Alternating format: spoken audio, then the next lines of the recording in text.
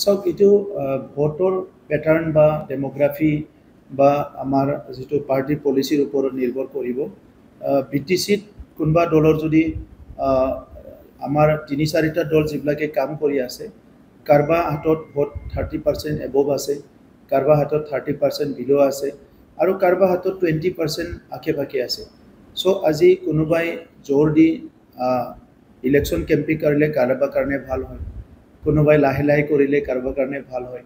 গতিকে পলিটিক্সৰ এই যে পলিটিকেল ষ্ট্ৰেটেজি, কেম্পেইন ষ্ট্ৰেটেজি আৰু মানে ভোটৰ যিবিলাক অংক, এইবিলাক ইমান মুকলিকৈ কোৱা নাযায়। মিটিঙত যিখিনি ভাষণ দিয়ে এইখিনি আৰু আপোনালোকৰ আগত চব কথা পাতিলে মই এইটো মানে দলীয় কোৰ কমিটিত পাতাৰ দৰে হ'ব, এইটো মিডিয়াৰ নিচিনা নহ'ব। তো এইকাৰণে আপোনালোকে অলপমান জানিব বিচাৰক বাকী কথাবিলাক, কিন্তু দলৰ ষ্ট্ৰেটেজিখিনি ইমানতে ক'ব লাগিব। ইয়াতকৈ ভিতৰত গ'লে আৰু এইটো আমাৰ এইটো সাংবাদিক নহয় আৰু কোৰ কমিটি হৈ যাব। এতিয়ালৈকে যিখিনি আমি কথা পাতি আছোঁ যে যিটো ছেপ্টেম্বৰৰ 3rd উইকত সেইটোৱে টাইম আছে, এতিয়ালৈকে কোনো সাল সলনি নাই, আৰু সেই টাইমটো বেষ্ট টাইম, সেইকাৰণে সেই টাইমতে হ'ব বুলি আশা ৰাখিছোঁ।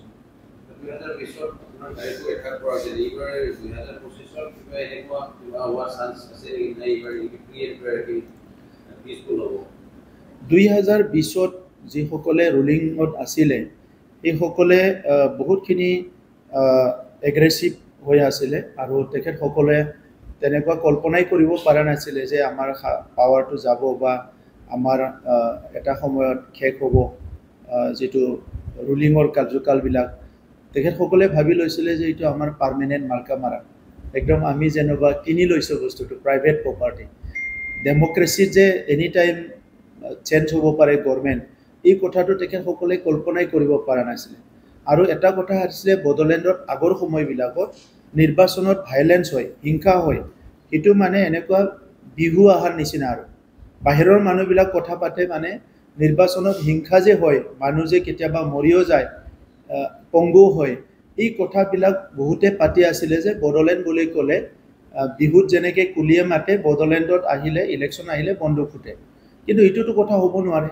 চ' 2020 যিটো পৰিৱেশ হ'ল, এই পৰিৱেশটো সলনি কৰিবৰ কাৰণে আমি বহুত কাম কৰিলোঁ। আৰু আপোনালোকে যদি চায় 2020 পিছত বড়োলেণ্ডত বহুতখিনি অস্ত্ৰ ৰিকভাৰ হৈছে, AK-47 পৰা লৈ পেলাই বহুত ভাল ভাল অস্ত্ৰ ৰিকভাৰ হৈছে।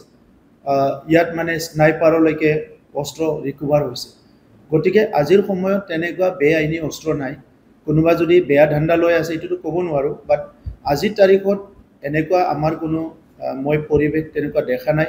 মই SP বিলাকৰ লগত, বহুত পুলিচ অফিচাৰৰ লগতো কথা পাতি থাকোঁ, আমাৰ অঞ্চলৰ বিভিন্ন সমস্যা পৰিৱেশবিলাক লৈ পেলাই। আৰু সেই সময়ত যি এটাকটো কৰিছিলে এই ৰুলিং পাৰ্টিৰ মানুহবিলাকে আছিলে, আমিটোতো আৰু নতুন এণ্ট্ৰিহে মাৰিছিলোঁ।